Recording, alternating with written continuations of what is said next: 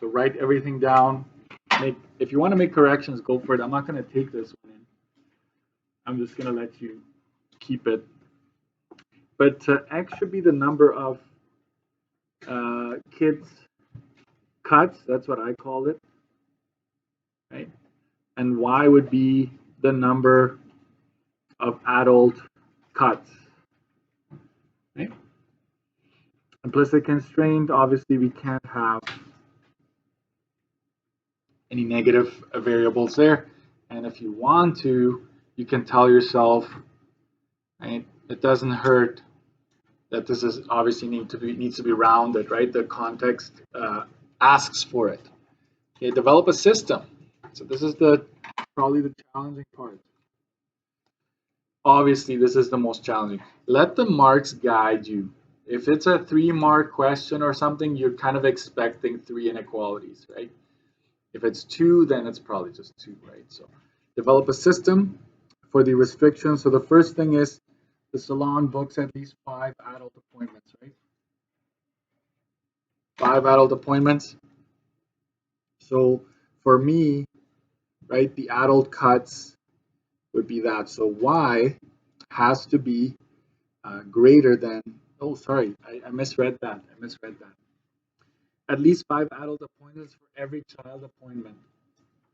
I totally misread that, but what I would like you to do on this, it's almost like at least twice as many or 3 times as many. In this case, it's 5 times as many. So you want to make sure that the adult haircuts is greater, right? Greater than or equal to, and then you put the 5 in there. Okay, so in this case, the way it's worded is saying that, hey, we want at least 5 times as many adult haircuts compared to children's haircuts. It's counterintuitive. You're tempted to put the 5 in front of the adults, right? But then you would actually say the exact opposite, right? So this is the key. This is 1.5 in my books. This would have been worth 1.5. That's why it's worth 3.5, right? Okay, we got that one. The salon usually books at least 90 appointments per week. I will put that right next to it. So both appointments combined, you want that to be at least 90, right? At least means greater than or equal to. So that's that one right there. And then a child appointment takes 20 minutes, while adult appointment takes 45 minutes. It doesn't give you an indication of inequality. I don't know if you noticed that. It's just a fact. But then the next line here, there are up to 160 hours available to cut hair. That's when you're going to use the times it takes, right? So it takes 20 minutes for a children's haircut, 45 minutes for an adult haircut, and that has to be less than or equal to, and we have a bit of a problem, right? I don't know if you noticed hours and minutes. No problem. You go 160 times 60. That is, where's my key when I need it? 9,600? 9,600? Yeah, 9,600. You got that. Okay, so this is 9,600 is the limit there. That's as much time as we have, right? So 1.5, 1, and 1. Okay. So here we go. This one, no constant, so you know 0, 0 is one of the points. You know that for sure. You want to figure out the second point. I will park it a little bit. Watch what I do here. I know that this is 90, 0, 0, 90. Because I kind of want to see what are the others before I let x be equal to something. Then this one here, 20x is equal to 9,600, so I'm figuring out the intercepts, right? And that is 480, right? X is equal to 480, 480, 0, right? You got that? And then 45y. Once you commit it to your inequalities, just go with them. You might not get them all right, but I would say make sure you're consistent, right? Divided by 45, divided by 45. And so y actually ends up being a decimal, right? Which is okay. It's for graphing purposes that we state it as a decimal, so there are the intercepts there. Let's rewrite them. This one is easy to rewrite. Negative x plus 90. I do it here if I can, so it's just easier. Solid, true region is above, shade below. Okay, so this one, now I know how to graph that one. And given the amounts that I have here, right, I'm going to use maybe 50 or something like that. I will let x be 50, and then y will be 5 times 50, right? I'm using this, so which is 250. That means that my second point that I'm going to connect to is this, right? So you know this is one of them, this is the other one. No need to rewrite. This is solid. True region is above, shade below. Always tell yourself this, okay?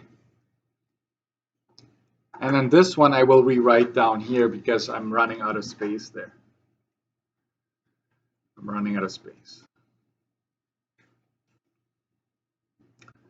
By the way, let's do a backwards exercise. Let's say I just gave you these inequalities and you're like, well, now tell me what they mean, right? Tell me what this would mean, right? You should be able to say, okay, based on this scenario, my variables, x and y, and if this represents the time, then you're saying that the combined time is up to 9,600 minutes available of cutting time. Oh, this one, x and y represent my haircuts, then this is telling me that I can have at least 90 haircuts, right? This salon would like to have at least 90 haircuts. If you read this one, you should be able to say, oh, you want at least 5 times as many adult haircuts compared to kids' haircuts. That's what that is saying, right? So it's kind of like you should be able to go both ways with that, right? Let's rewrite this one here. And if as long as you show me the work, I don't really care where you do the work on that paper. If you like loose leaf tomorrow, grab loose leaf, just label it clearly, and then if you want to do it there. I prefer it being on this paper, but sometimes students run out of space. I'm going to divide everything by 45. Y is less than, and I'm not going to bother simplifying. Kind of just go like that. The true region in this case is below. We will shade above. Oh, and I have to tell myself that it's solid, right? So this is the last inequality that I'm trying to graph. So let's enter that into our calculators because we're going to figure out the corner points, right? If you make it this far, you might as well do the corner points as well. And so you go for it. I will meet you at the end there.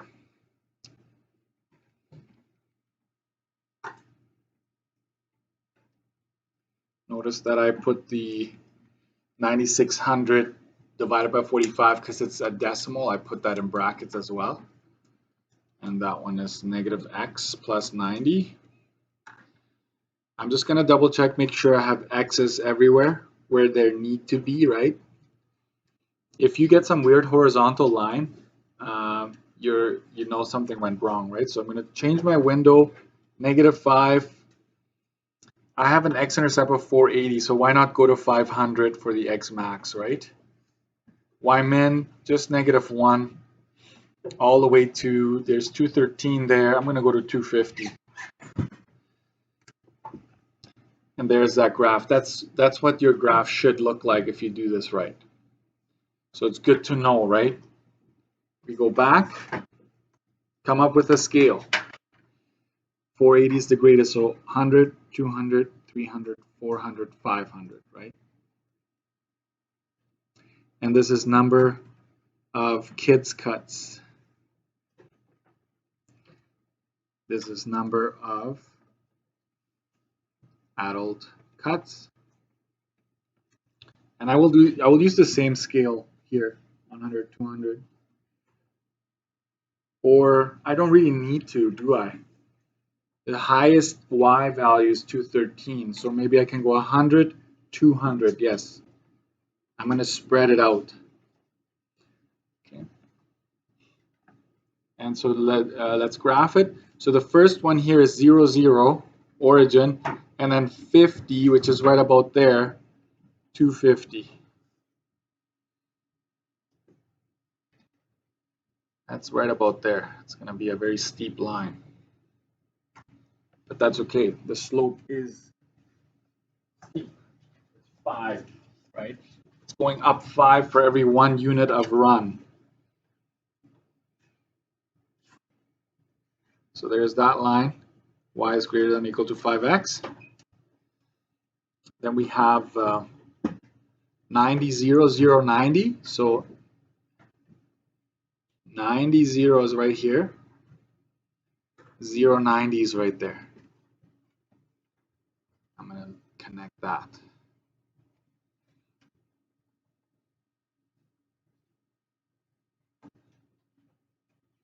You're still with me, right? Yeah, go ahead. And then it's 480, 0. So 480 is right about there. 213 is right up there. That's my line. Okay, so this is 20x plus 45y is less than or equal to 96. And if you didn't convert your hours to minutes, your graph will be different. Just stick with it, commit to it, right?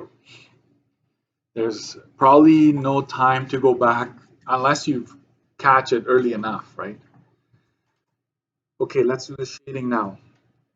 This steep line, I'm told to shade below it.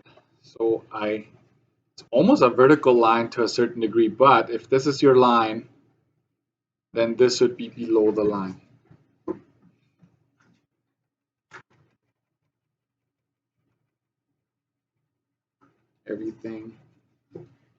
Everything below that line is gone.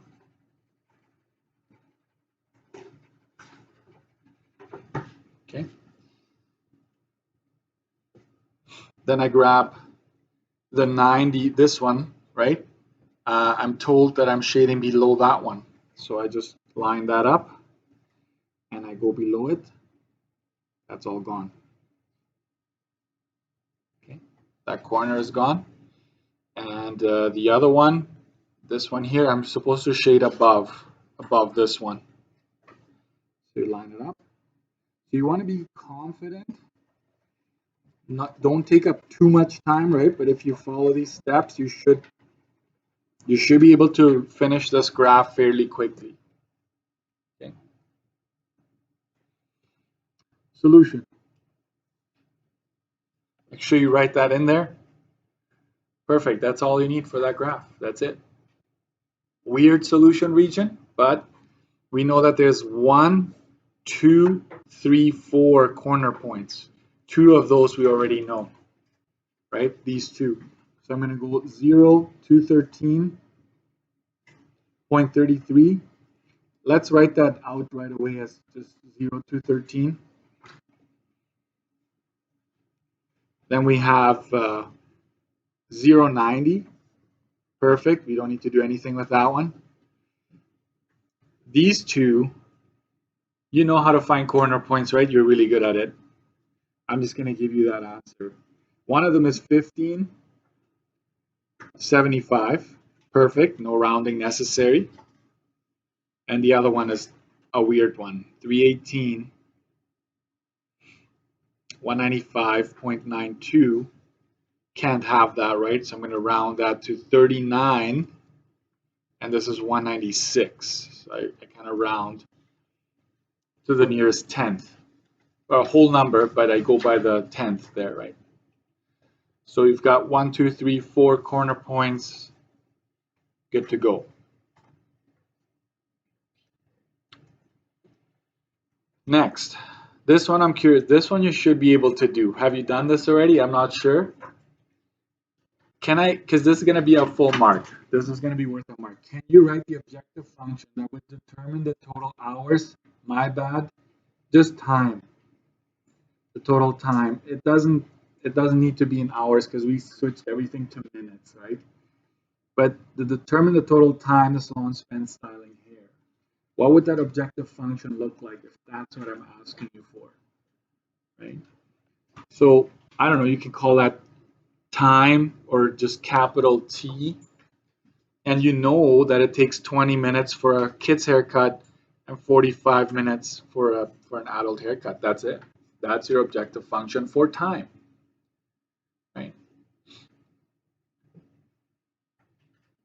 If it says write an objective function that would tell us the amount of appointments we had, right? Then it would just be T or A for appointments is equal X plus Y, right? That's it. So this will allow us to figure out how much time has been spent. So which combination would give me the greatest time spent? Good morning again, everyone. I'm sorry for the interruption. There are a couple of... All right. Let's see here. So the last step is you take your corner points, you plug it into this. So I go time is equal to 0 to 13. So there is no X value, right? So it's just 45 to 13. That's it. The next one is 090. So it's really just 45 times 90 adult haircuts. The next is 1575. So 20 minutes for the 15 children's haircuts. And it takes 45 minutes for adult haircuts, and we have 75 according to that corner point. We'll figure that out. Last but not least, this one here, 20 times 39 plus 45 times 196. Right? I will spare you the details, but really when you just plug this in, you get, unless I get it wrong, right? 4,050 minutes, 9,585 minutes. This one gives you 3,675 minutes. And the last one, which you probably expected, is 9,600 minutes. So this is the greatest time spent. And you would have to know that it's 39 kids and 196 adult cuts that will make that happen.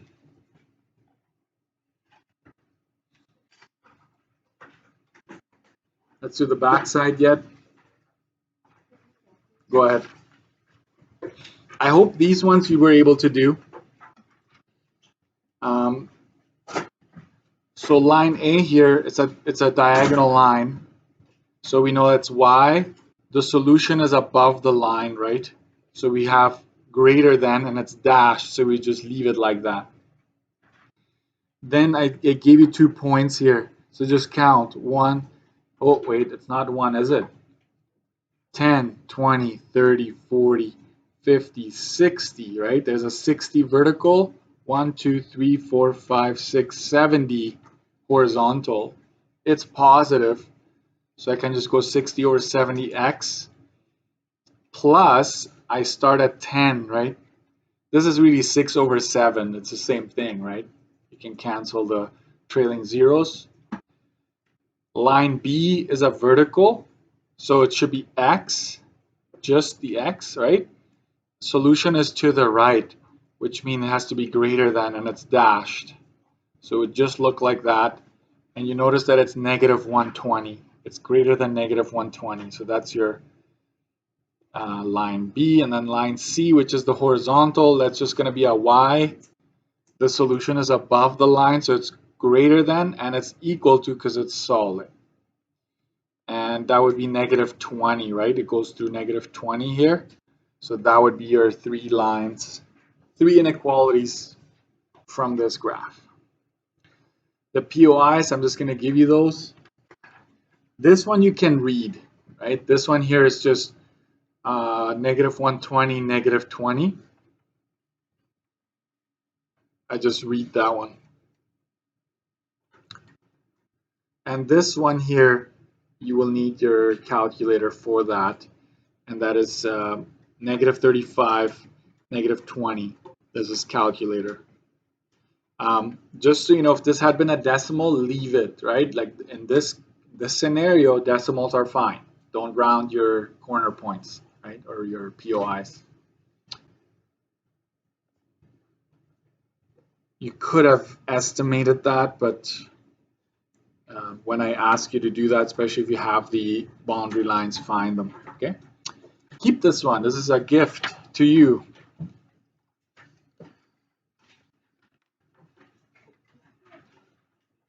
Yeah, I have a few blank copies. If you want, what I'm going to do is can I just get you to, before I give you that mock or AC to try, you take your workbooks, the second part that is, if you go to page, let me just find it, page 71 has a practice test. Page 71 all the way to 74. Page 74.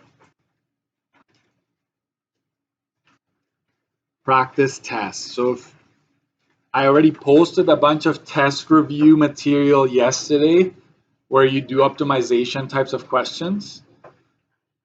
And it gets better than that. But wait, there's more. I actually put the key to this right after. So if you go past 74, I have screenshots of what the graph would look like.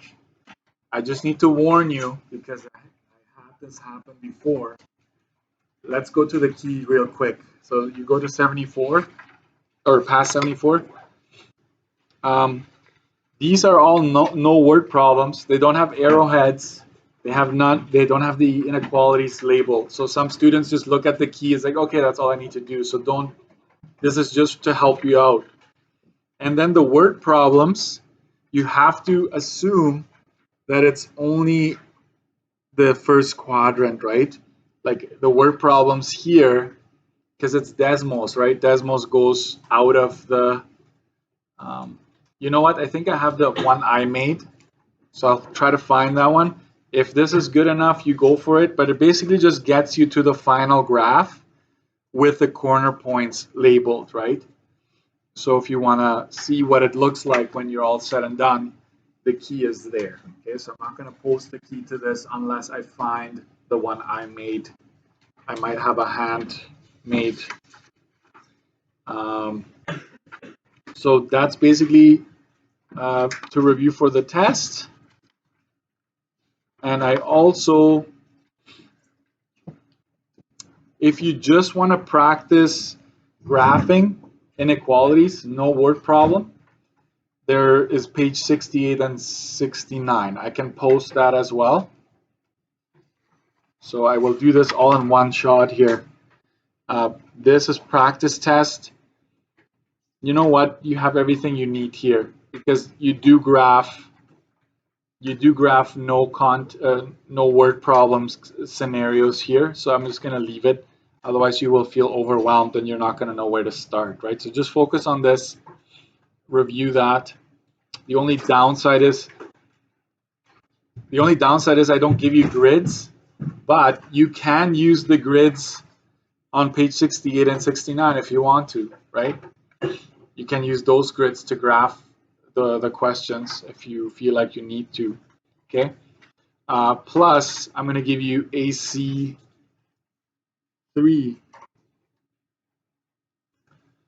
optimization, okay? So that's basically all there is to know for a test. If you were able to do the quiz, test is just going to have the last thing we did, the objective functions. So that's going to be an added layer.